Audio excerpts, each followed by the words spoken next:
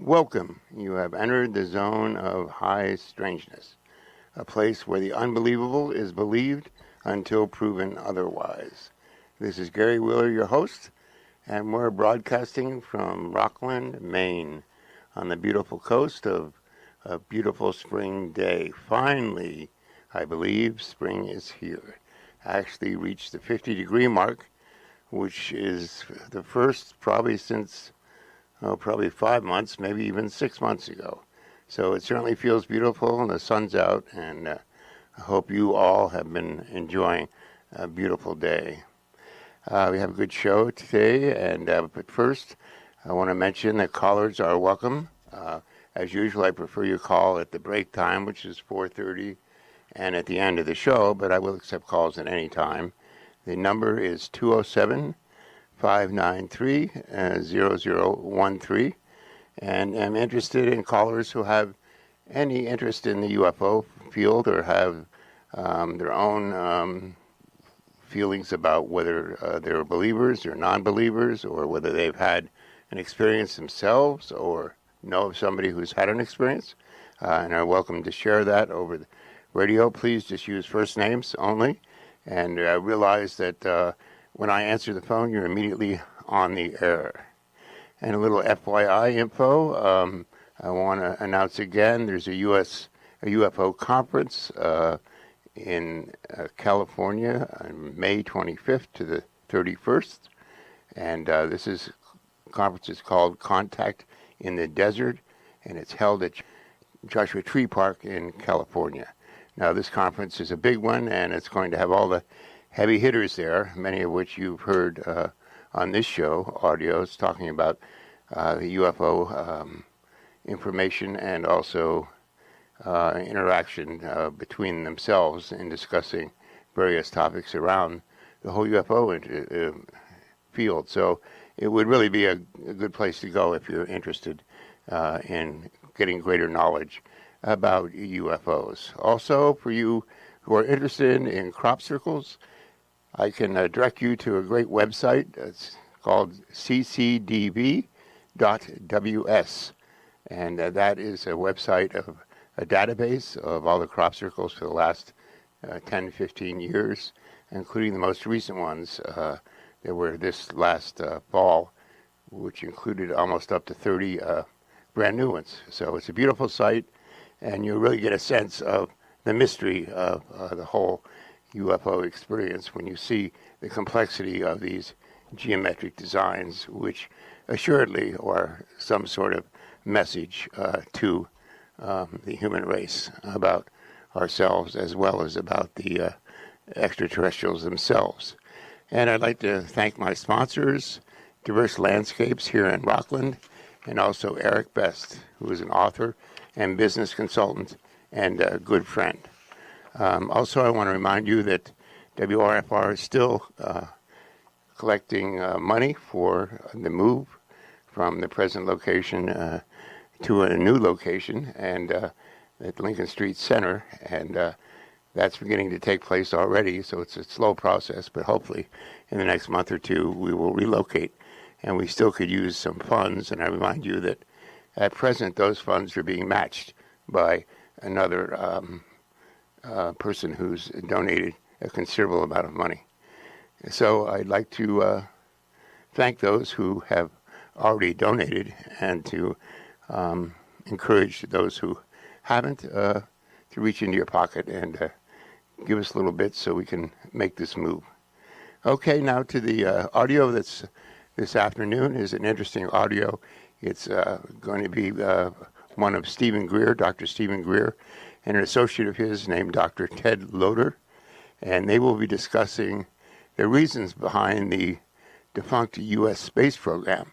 You notice a few years ago the space program just more or less stopped, and of course they used the excuse of running out of money, but of course we know nobody runs out of money, especially the government programs, if they don't want to. So I encourage you to kind of investigate this on your own, as well as go to Dr. Stephen GREER's website, which is cseti.org. That's the letter C and then SETI and also on that site, you'll be exposed to his work, which involves group dynamics, showing people how to make contact with the ETs. And interesting enough, one of his groups a few weeks ago had a rather profound contact on the beach in Florida. And if you go to YouTube and just in the search column put in 2 UFOs on beach, it'll come up, YouTube will come up of this sighting, which is quite profound. So I encourage you to go there and do that. Okay, I'm going to begin the audio and now. Welcome to the show today, Dr. Ted Loder, who's on the board of directors of CSETI and is also our science advisor, and we are going to be focusing on what's been happening with the space program in the United States and actually throughout the world, and what's really going on, in our opinion, behind the scenes with the space program, and why the changes that you've been hearing about are happening. As many of you may know, there have been a number of changes where they have discontinued certain programs. The space shuttle has been mothballed and has had its last flight. There is now the International Space Station, which is being serviced by Russian missions, and then the Russian missions right now are grounded because they've had problems with their launch vehicles. And the question, of course, becomes, where's the direction? Well, the public direction that they're stating is basically to privatize it and for taxpayer money through NASA to begin to go to private corporations to develop space exploration on their own, where there would be grants and what have you coming from taxpayers and NASA to various corporations. And so this is a whole area of discussion. It first was brought to my attention as an issue for us to address in an interview I did a couple of months ago with the Australian Broadcasting Network in Australia. And in looking at this and knowing what we know about what is happening in classified programs and what we've had in classified programs, we think that the public really needs to know what's going on behind the scenes. So that's really the focus for today's program, and then we'll get off into some other issues about the kind of technologies that actually exist that are out of the box, out of the box thinking, but they're on the black shelf, as it were. And that's why we have Dr. Ted Loder on the show to sort of talk about some of those issues in sciences. And so I'd like to welcome him here to the show. Thank you, Ted. Well, thank you. I thought I'd pop in here perhaps initially here. It's very interesting when NASA announced that it would be shutting down the shuttle program or ending it or discontinuing it. I think it's their term, discontinuing it. It was interesting because there was no viable replacement for the shuttle program. This is a program that's gone on for approximately 30 years. There were originally 6 shuttles, I believe. We lost 2 of them due to accidents, along with 2 disasters, and 14 astronauts were killed in accidents, and the Challenger, as people are aware of, and the other one. And 4 shuttles remain, and those are the ones they've been using for the last few years. Right. Some of the public regions included, if you go to Google or ask.com or Yahoo questions or, any of these sort of public internet groups to find out things, they'll say, well, we've had 2 disasters. The shuttles are not very safe. There were many close calls. There were poor to no emergency escape methods for the shuttles. I mean, the earlier capsules, the Mercury capsule and some of the others, early on, the Apollo missions had escape methods so the astronauts could escape if there were problems. But basically, the shuttle does not have that capability. And, of course, the reason they always sort of fall back on is they were very expensive, incredibly expensive, actually, when you look at it. I've seen various numbers, but the last number I saw was $450 million per launch, which includes massive amounts of training and whatever else. And considering there were typically 7 astronauts, shuttle could take a couple more, but 7 was sort of a typical crew load on the shuttle. That's $7 to $450 million is a lot of money per astronaut to get them up there. So that's definitely part of the problem. And the other excuse that's often given or reason is that we need the money that's going into the President's Shuttle program to develop more advanced systems and cheaper shuttles. NASA, quote, has been working on an Orion spacecraft, which is not, there have been no, at least public launches of this that I'm aware of. And so it sort of goes on. Meanwhile, as Steve mentioned, they've turned delivery services over to the Russians, and we pay them. An interesting turn of events over the many decades that we've watched the space program. So with that background, one sort of scratches their head saying, they've had this thing, they've known they're going to run out of these things for 30 years since they initially built them. The technologies all, what has NASA been doing, and why hasn't it developed something to replace it in time or in good time? And the answer, as you will hear from the program, is they and others have. But as somebody noted recently about this topic, those folks that have the technologies don't like to have other people play in their sandbox. So I'll let that be a start to our discussion, Steve. Right, and I think one of the things to me about this that's very scandalous is that the director of the Disclosure Project, and people can go to www.disclosureproject.org to see the kind of work we've been doing over the last 10 to 20 years. I have had the opportunity and honor to interview now hundreds of people who've worked in classified programs, including many people in the aerospace industry, which, of course, as many of you may recall, my maternal uncle, my oldest uncle, was the senior project engineer for the lunar module, which put the first man on the moon.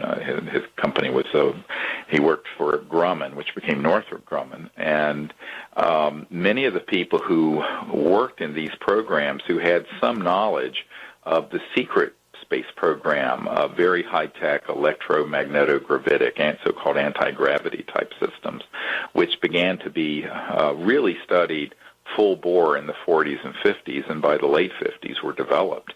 We really thought that at some point we would transition out of these explosive things that are really like a Roman candle with a bunch of guys sitting on it being shot off into space at 25,000 miles per hour. And basically it's a controlled bomb that they're sitting on, which is why there's been so much loss of life.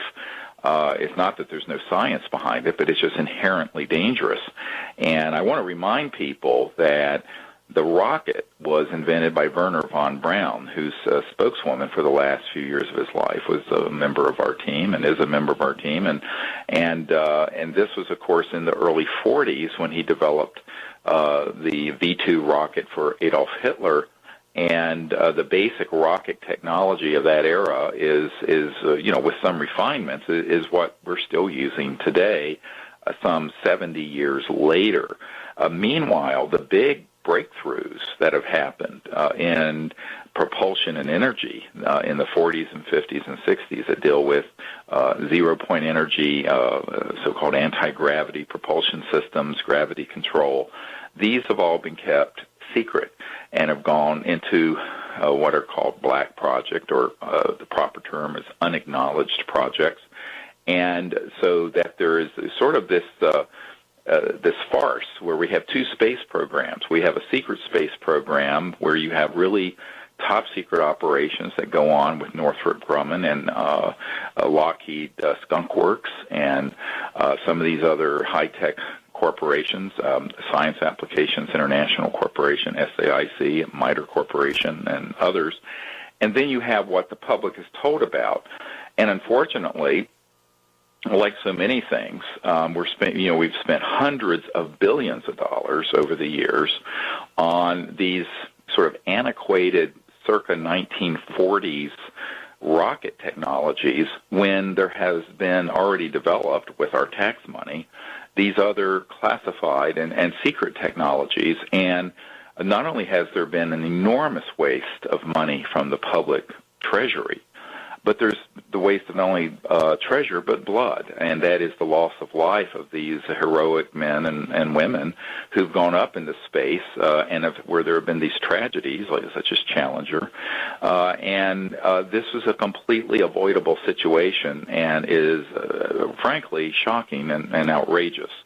And I think that what we're seeing now is that there were many people who have come to me who worked in these projects in the 60s. And I'm thinking now of a guy who held many top-secret clearances and compartments, who in the 50s and early 60s and up through the Apollo era worked for virtually every contractor back then. Hughes Aerospace, Lockheed. He actually had worked alongside Wernher von Braun in developing the Saturn rocket. And he at one point confronted Wernher von Braun and said, look, why don't we shelve this giant explosive rocket and bring out these other technologies that deal with these very high voltage anti-gravity systems, what the public would call flying saucers, that some of which, of course, are from other civilizations in space that people have seen, but many of them are man-made and are, in fact, part of a secret space program. And he said that Wernher von Braun put him inside and said, we will never speak of this again. And what was interesting about that is that this particular scientist, and I have seen his credentials, his badges, this man is for real. The problem, and he's a genius, the problem is that was over 40 years ago that conversation happened, almost 50. And so when you look at this, it's really a shame. But he told me that when I first met this gentleman in the 1990s, he says, well, we all thought that, okay, we're going to, there'll be a delay, like there are on many classified technologies. Eventually, these new technologies and new sciences will come out, and we'll transition into them. And so the 60s came and went, the 70s came and went, the 80s came and went, the 90s came and went, the 2000s came and went, and they never transitioned out these other technologies. They kept wanting to keep them secret, and the space shuttle became obsolete and rickety and got mothballed.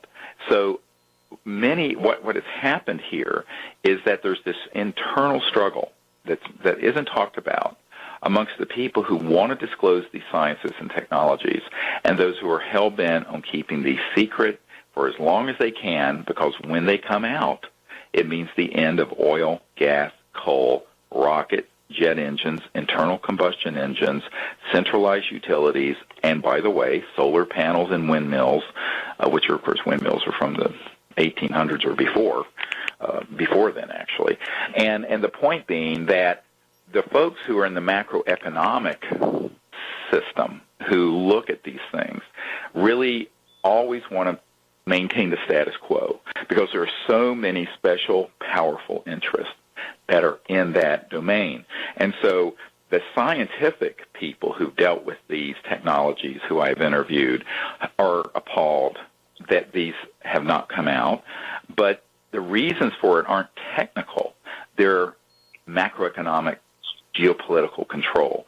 And that's what the public has to understand. And that's why the space shuttle, which, got pretty much put in use in 1980s, about 30 years ago, that one, I'm sure when that was coming online, there were people thinking, oh, well, these other things will come out soon. And so each decade comes and goes, and the people who are the folks driven by greed and power keep ruthlessly suppressing the release of these other technologies. Never mind we're destroying the environment of the world, and never mind we're in the Middle East with these wars over oil, which don't ever seem to end, and never mind that we have 40% of the population of Earth in such poverty that 40% of Earth's occupants do not even have plumbing, literally do not have a toilet to pee in. So what you find is that this is not a technical and scientific issue. That's been done and answered before, frankly, I was born. It's a social and macroeconomic and geopolitical problem. And this is what Eisenhower ran into in the late 50s when he was being stiff-armed out of the control of these projects, and this is why, if you look it up, and we have this at the disclosureproject.org site, Eisenhower, who was a five-star general, a military guy, a Republican, a conservative Republican, he basically said, look, in his last speech to the nation before he left office in January of 1961, just before John F. Kennedy took office, he said, beware the military-industrial complex. And the reason he said that was because he had lost control over this vast contractor world of moneyed interests that had kept these things secret, including the extraterrestrial part of it, but also and chiefly the science and technology part of it that would have at that time made ExxonMobil or whatever oil company obsolete and irrelevant, but that problem still exists in 2011. You have more people in the world using oil and gas and coal and little cars running around in China and India using petroleum than there were in 1960 or 1955. So the world is even more dependent on this poisonous, nasty stuff that's destroying the environment. And with that is an enormous amount of wealth and power, and it becomes more and more difficult. It's like this, George W. Bush himself called it this terminal addiction that we have to oil and fossil fuels, and that is really what's behind the fact that we ran out of the longevity of the space program and don't have anything to put in its place, because at a certain point, you can only take explosive rockets so far. You can't go that far with them. It takes forever to even get to Mars at that speed. Whereas with these other technologies, you probably get to Mars in a few minutes. So, because you're dealing with trans-dimensional technologies that can go beyond the speed of light. And I think that this is one of the big problems of where we are. Everyone thinks a lot of what the work we're doing is futuristic. I'm going, you know what? We're really just trying to catch the world up to where it could have been, it should have been around 1955 to 1960, and that everything since then has been sort of an arrested development. And that arrested development, which is very unnatural, has created these huge problems in the world in terms of poverty, environmental problems, Middle East entanglements where, let's face it, we're mainly in the Middle East because of oil. We're not there for any other reason. If it was just purely humanitarian reasons, we'd have 500,000 troops in countries in Africa or someplace. So we don't. And the reason we don't is because our concerns that when they say our national security interests in the Middle East, that's just code word for oil, basically. So I think that this is what has driven the policy behind what's happened with the space program. And the tragic thing is a lot of very good people with NASA and that people that my uncle worked with, they didn't have any control over these top secret technologies, and they had to do the best they could with what they were allowed to work with, which happened to be circa 1940s rocket technology. Exactly.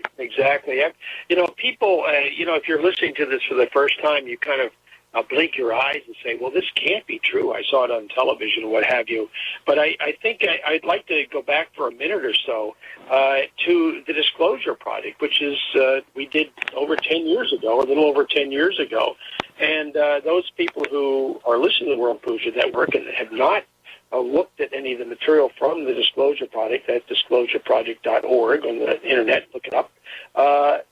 There's some amazing information in there. And I'm just going to spend a minute or a couple minutes here just giving some quotes from some of the Disclosure Project witnesses. Steve mentioned he's talked to hundreds of people. I haven't talked to hundreds, but I've talked to many, many people, including many of the Disclosure Project witnesses that are in the book and on the videos that are part of the project. And an example, I'm going to go through 3 or 4 examples quickly here just to give you some flavor of it. The late Daniel Morris Salter, who is a retired NRO, National Reconnaissance Organization operative, who dealt with UFOs and the technology, stated on the record with us, UFOs are both extraterrestrial and man-made. And that he also noted that we were working with D. Townsend Brown, and who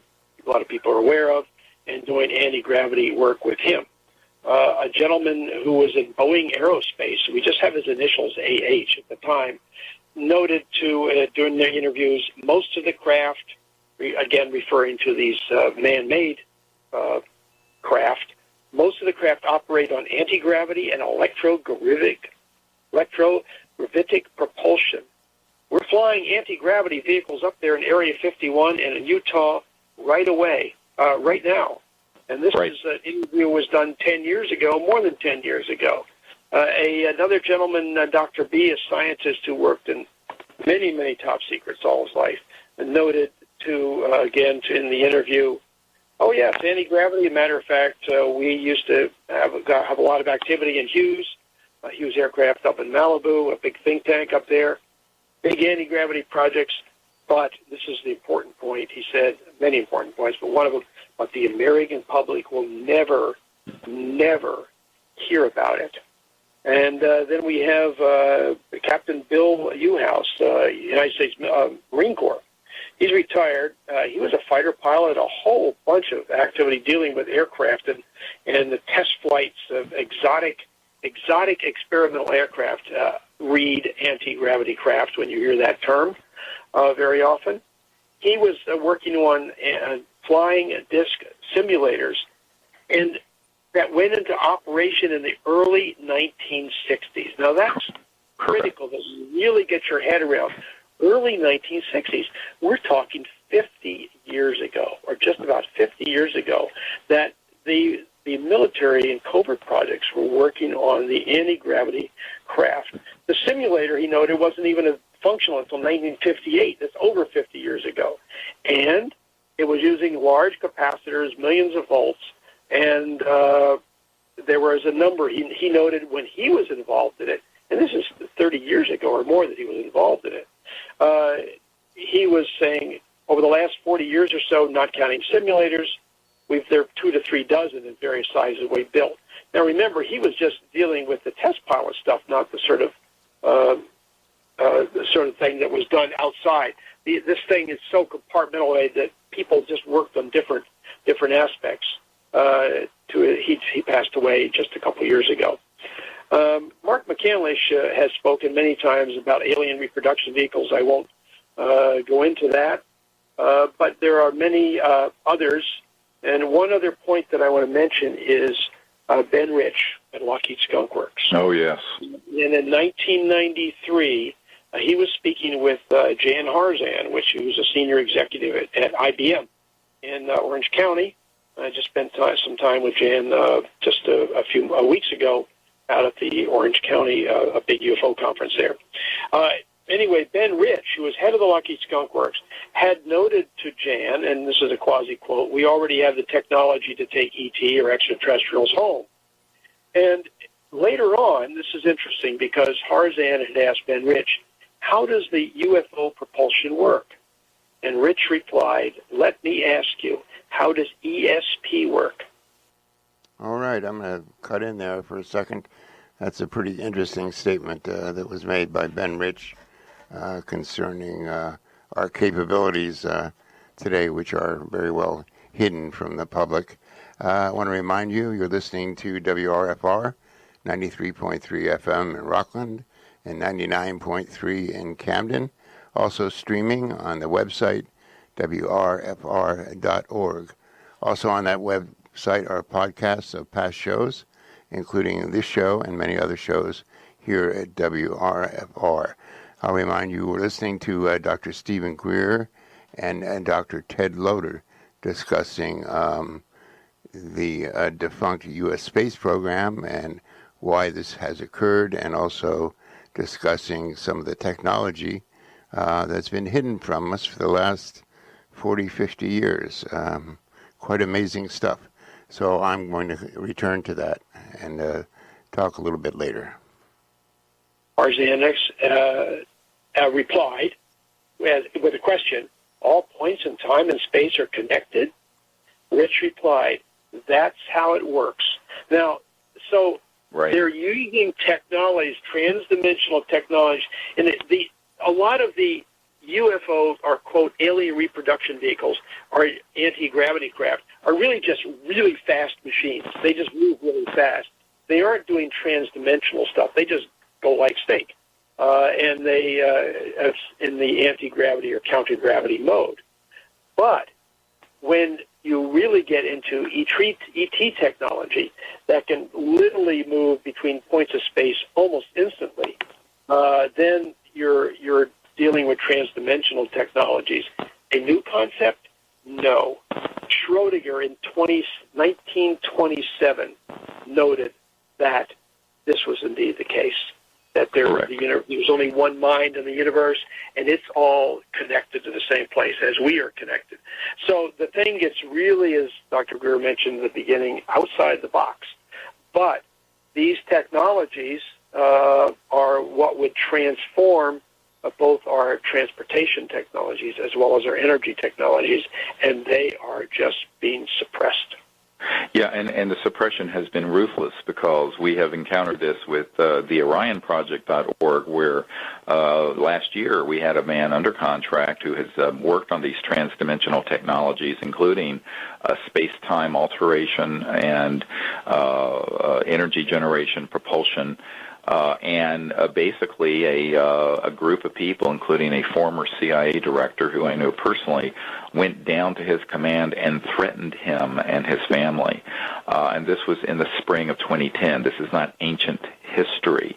And he was enjoined from any further assistance to us in bringing these technologies out. Now, frankly, this is criminal behavior, and it is outrageous. But if you look at this and you listen to these various people and various men that have worked from the 50s onward with, the fact that you have talked about there being test pilot simulators to train the pilots by 58 and 60 and 62, that mean they had the operational discs that look like flying saucers already flying them, because you wouldn't have a simulator to train people in something unless they already had something to go into and then test fly. So, and I have actually personally interviewed people who have been these pilots of these things that look like flying saucers that are anti-gravity. Many of them don't want to come public with their name, rank, and serial number like many of the Disclosure Project witnesses have, because of fear of retribution or even death, frankly. But the point is that here we are, still spending untold billions of dollars at NASA, and now what they're going to be doing, they're going to be shoveling our tax dollars from the coffers of the Treasury to NASA, and from NASA to private corporations to develop more bogus stuff. Some refined version of the space shuttle, or some refined version of a something that would be in low Earth orbit. These other things, and it's really, it's interesting, because I have a friend who worked his whole career at NASA, mostly at NASA Ames Research Center out there in California, who said that basically this is white-collar welfare is what he used to call the NASA budget and his job, because he knew these other things existed. And he said this sort of with a sort of sardonic smile, but, he said basically it is white-collar welfare, and that it's really like the Truman Show. It's like, let's do this and make people think this is really the state-of-the-art, and gee, you're a rocket scientist. But you know what? Rockets were 1940s. That's right. It's as they say, it's so yesterday. And, the other thing that Ben Rich said, and by the way, there was a PhD physicist who was there also at that meeting when Ben Rich said this, who has repeated this publicly, Dr. Hal Puthoff, where Ben Rich said, he basically said three things. He says, we already have the technologies to take ET home and to travel amongst the stars. And he said two other things. He says, almost anything you can imagine, we've already done at the Lockheed Skunk Works. And he also said there are no private conversations anywhere on Earth. And what's interesting about this is that this nexus where electromagnetism and the magnetic field and consciousness come together is really key. And this is why the head of the Lockheed Skunk Works referred to ESP. And this gets into this whole question of space time, and mind, which of course is what CSETI is doing, the Center for the Study of Extraterrestrial Intelligence, very cutting edge, sort of pioneering both diplomatic and scientific work, making contact with these extraterrestrial civilizations because they're simply not using cell phones and radio waves. I got news flash. We're being visited by intelligent civilizations, and they ain't using circa late 1800s electromagnetic theory. And that's basically what your cell phone is. I don't care how fancy your iPhone is, and I have a new iPhone 4, it's fun, but it's still a piece of junk based on electromagnetic theory from the late 1800s, and all the other sciences that began to be experimented with, by the way, with people like Nikola Tesla and T. Townsend Brown. That information has all been kept secret and is in a black box. And one of the things Ben Rich had said was that, it would take these things are in a black box at the Lockheed Skunk Works and at other corporations, and it would take an act of God to ever get them out to benefit humanity. And when I heard that, I thought, well, you know what? We, the people, need to be that act of God and work together to bring this out because we're killing the earth with the current paradigm. And we need to be able to liberate the entire planet from the yoke of this macroeconomic slavery that keeps most of the world in poverty while we destroy the environment and the oceans and the ozone layer and the polar ice caps melting. The whole problem we're facing with the environment is a catastrophe that we can fix, and we need to. And actually, this is what really propelled me to leave my medical career. And most people don't give up, $400,000 or $500,000 a year as a doctor in the prime of their life to do stuff like this for virtually nothing. But the reason I did is I realized that we're going to run out of time with the current paradigm, and people need to take this seriously, and that's why we're doing the Disclosure Project. And by the way, those of you who want to come, we're doing a really something very fun to celebrate disclosure in Los Angeles on Sunday, the 25th of September.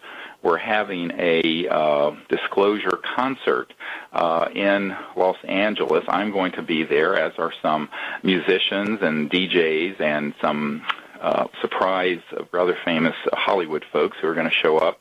So those of you who are in the California area who want to come, you can find out about that at disclosureproject.org. I think it's going to be a lot of fun and a celebration of disclosure, and also a fundraiser for disclosureproject.org. So if you're in the area and want to come, please do. Great. I wanted to add pop in here with something else. There have been, everybody says, well, where are these things? If we have them, how come we don't see them?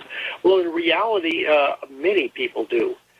People have been reporting large triangular-shaped craft for literally decades, from the time of the Hudson Valley sightings, almost 2 decades ago now, to much more recent sightings in Europe and in Texas and all other places all over the country, large triangular-shaped craft. Now, some of these are extraterrestrial, and some of them are man-made. Correct. The names of these things, the sort of popular moniker name for these are TR-3Bs. They're anti-gravity, counter-gravity craft developed by Lockheed and others, a consortium of major aerospace corporations, and we've had them for decades.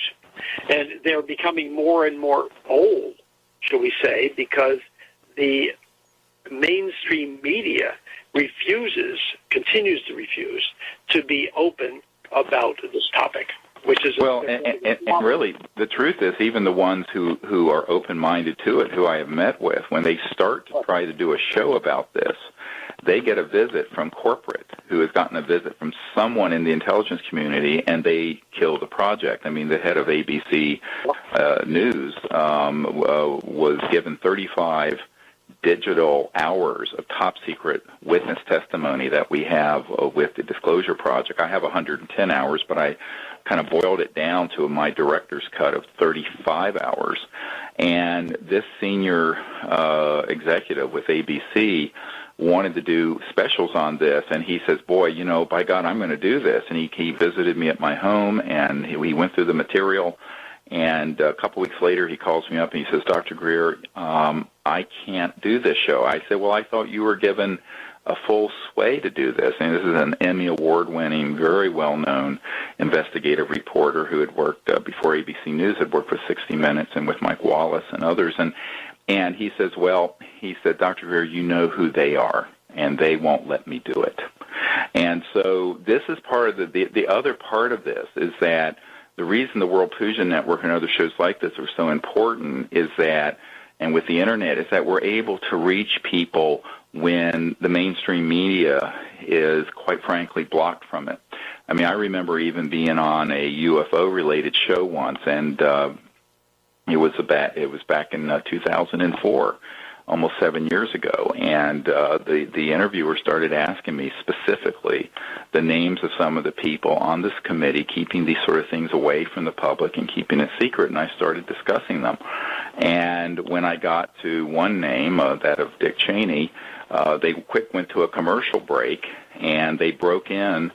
There was a voice that broke in on the line, and this is a live interview with millions of people listening. It was millions of people.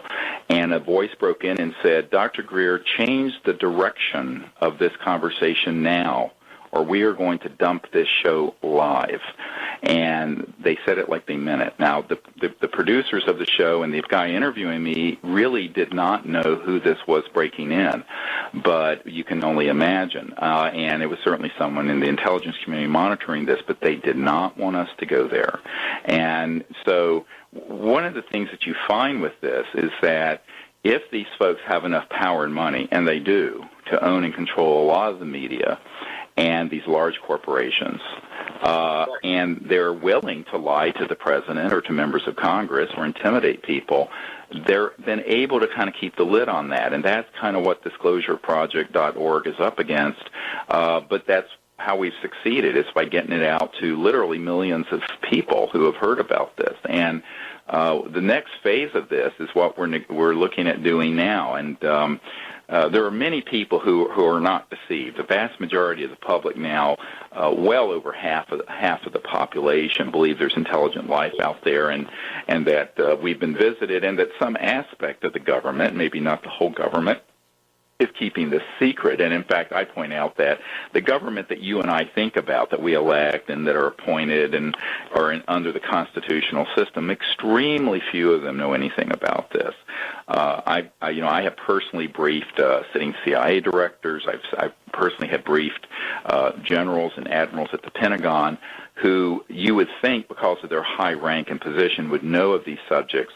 And I'll come in there with documents and testimony and individuals as well who are witnesses and who know firsthand about these projects, and they'll look at me and say, I've inquired about this, and I basically have been lied to. And so one of the things that has broken down, and the reasons that the secrecy has been able to continue, is exactly what Eisenhower warned us about, and that is that the power of the military-industrial complex and these secret organizations would be, and this is what Eisenhower said in this speech, a threat to our way of life and our democracy. And that is very true. And now it's not just a threat to our way of life and democracy, it's an existential threat to the life of the earth and to the health of the environment and the planet and the peace of the planet. So this is not a trivial issue. It's a very, very serious matter. And I can assure you, when I have a meeting with a member of Congress or a senator or someone at the Pentagon, no one is laughing either before or after the meeting. And yet, it tends to be the subject of just sort of frivolity and cartoonish sort of caricatures and the movies that have come out in the last year.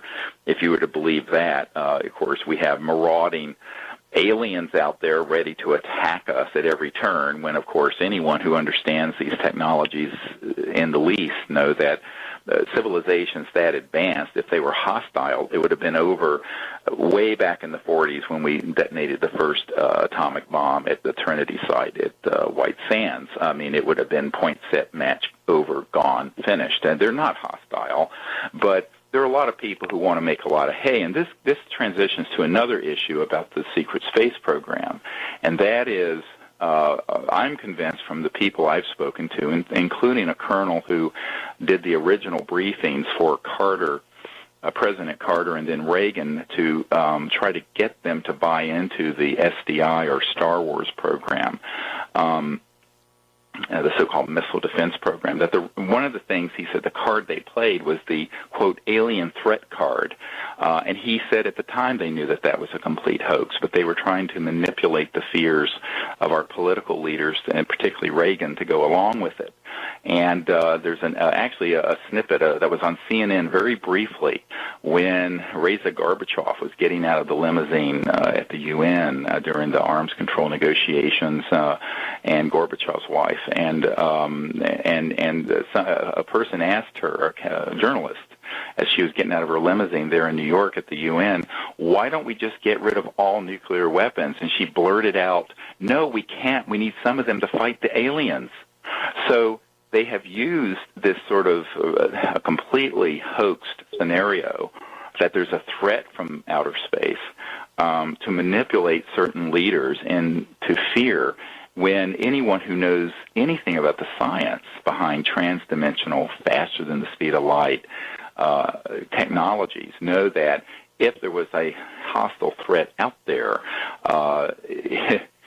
there would be no discussion. It'd be just over. And, you know, everyone knows about MAD, mutual assured destruction, during the Cold War, that basically the Soviet Union and the United States had so many nuclear weapons that if anyone fired one of them, they would all be fired, and it would be the end of life on Earth. And that's circa 1950s nuclear fusion weapons with ICBMs going on rockets, which is a 1940s technology. So you have 40s, 50s era delivery systems and explosives, which are devastating, that could destroy life on Earth. If you're talking about civilizations that understand the fabric of space-time and go faster than the speed of light between and among star systems, if they were hostile, it would be point, set, match, over.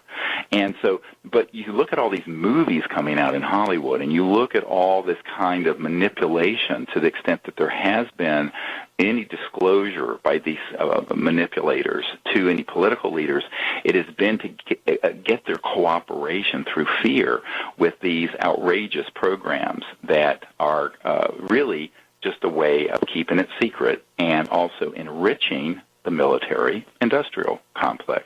Because, you know, interestingly, a lot of people thought he had lost his mind, but Rumsfeld, right before, the day before 9/11, since this is, we're celebrating, or not celebrating, but remembering the 9/11 catastrophe, Donald Rumsfeld said, just the day before 9/11, 10 years ago, that there was something like $2.3 trillion missing out of the Department of Defense budget over the last few decades. Now, you know, I think people thought he meant billion. He meant trillion. So these trillions of missing dollars have gone into where? This stuff. And it's from the American taxpayers, and it's outrageous. And I think that it's curious to me that no one in the Tea Party world who alleged to be so concerned about debt and this kind of corruption have caught on to this yet. But maybe Ron Paul. But I think that what you find is that there's a huge amount of money that's siphoned off that goes into these programs, and a lot of that is being done, very frankly, illegally. And there's no other way to put it. It's a complete abuse of power and abuse of constitutional authority, or subversion of constitutional authority. And in the meanwhile, we end up as taxpayers being sold this bill of goods on the conventional NASA budget and program, where we're going to shovel more billions into bogus, antiquated technologies that, guess what, are going to go into corporate R&D programs. Meanwhile, you know, it's outrageous. Meanwhile, the OrionProject.org has been looking for, $5 or $6 million in grant funding to put together these geniuses we've identified to come out with these energy generation technologies, so that we could at least catch up to where we should have been 50 years ago in terms of getting our homes and cars to run on clean energy from the fabric of space around us, the so-called zero-point energy field. And by the way, the zero-point energy field was proven in the Casimir effect, I believe, in the 50s by a physicist. Yeah, it's been known that there's been other experiments to show this, the same fact that it exists. And this was talked about and discussed by Dirac back in the 20s. Correct. And in fact, even how to do it, and certainly Tesla was capable and did extract energy from that field, et cetera. So this is not new stuff. That's the discouraging about. You feel like when you're talking about this, when you're talking about anti-gravity or these energy technologies, that it's cutting-edge stuff. In reality, it's been around for at least a half a century, much of it, if not more. T. Townsend Brown did his first experiments with electrogravitic stuff in the 20s, in the late 1920s, 27. Correct. With his first work on that, and by mid-50s, they had figured out how to do it, and by, as we noted earlier, late 50s, early 60s, we had had applied that science and that engineering to actually build a craft that worked and that could work. And so since then, there's been 50 years of development since then, and there's basically a parallel scientific establishment and engineering establishment on this planet. And there's this rogue covert group that has this technology, which they built financially on the backs of everybody else for their own purposes. And I continually hear, and Dr. GREER has heard this as well, we shouldn't let this technology out because it might be used for evil purposes. Well, so do bread knives and everything else, and I think there are ways to control that. The average Joe is not going to build an anti-gravity craft. They're pretty expensive to build, et cetera, particularly one-offs. So that's not going to be, but slowly integrating it into our technology, except beyond the B-2 bomber and other such stealth aircraft that people are aware of, but integrating it into our normal Boeing aircraft flying across the country would have a major change in our economics, as Steve mentioned. I want to add one other thing here. We're getting close to the end here, and that is the concept of disclosure, after disclosure, open disclosure, et cetera. I was at a conference recently, and one of the themes of the conference was what happens after disclosure of all this information. And as we mentioned earlier, it's going to be a cascading effect, not only with energy, transportation technologies, and a whole bunch of technologies, communications technologies, et cetera. In actual fact, disclosure has occurred. The Disclosure Project, so named, who really sort of started the major ball rolling on this 10 years ago, certainly elucidated and explained a lot of these technologies and the reality of not only the ET presence, but also the rogue programs that have been developing this stuff. So, in a sense, that disclosure has happened. Now, but however, what hasn't happened is what I've termed open disclosure. And open disclosure, by my definition anyway, is one in which the existence of extraterrestrials visiting this planet and of human technologies dealing with some of these exotic technologies is openly discussed not only by the major media, but also our leaders, president, vice president, on down and on up. So it's known worldwide, it's admitted to. That's what I've termed open disclosure. And frankly, much to my disappointment and many of our disappointment, it has not happened yet. Disclosure itself is interesting. Even President Truman acknowledged at some point during one of his speeches the existence of extraterrestrials, and it's certainly been acknowledged by major rocket scientists and whatever in the 50s and 60s and 70s. But that's all sort of been lost in the sands of time here, in the confusion of time, and it is not openly acknowledged. And until open acknowledgement and open disclosure occurs, we just have to keep fighting the battle in terms of explaining to people the reality of what truly exists and the world that could be once these technologies are made available to the human population of this planet. Right, and what a magnificent world it would be. Imagine abundance, the end of poverty in a generation, a clean environment, silently going from city to city in these anti-gravity vehicles without any noise, never having to pay an electric bill or a gasoline bill again, never, et cetera, and so on. It would be a complete transformation of the way we live on planet Earth, and it's long overdue. It's 50, 60, 80 years overdue. The other point I make to people, I'm the point guy that's had to do a lot of these briefings for folks like the CIA director and members of Congress and admirals and generals at the Pentagon and what have you, is that the dysfunction, the structural failure in our system is so severe, and this is what Eisenhower was warning us about, that at the end of one of these briefings I was doing for President Clinton's first CIA director, our James Woolsey, and I said, and I gave him a white paper that's in the first book that I published called Extraterrestrial Contact, The Evidence and Implications, and you can get that at disclosureproject.org. And in this white paper, I was recommending the actions that need to be taken under an executive order to get these programs under control and disclose them. And he looked at me, and this is a CIA director. He says, "Yes, Dr. Greer, but how do we disclose that which we have no access to?" And so here's a problem. Knowing about it doesn't mean controlling it. Okay, that's a good place to bring this to an end.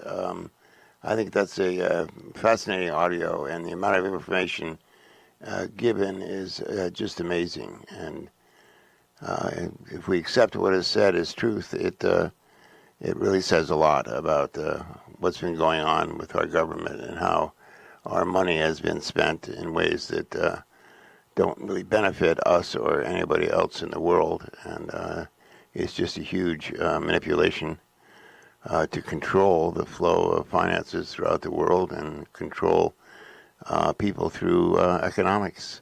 And here somewhere, maybe 50, 100 miles underground, are places where these kinds of technologies are basically being hidden and are being utilized by a very, very small group to maintain this control.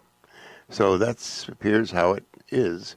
And I give you this wonderful day to enjoy, and hopefully, I believe we have several more coming, and hopefully you'll visit me again next week at 4 o'clock on Sunday.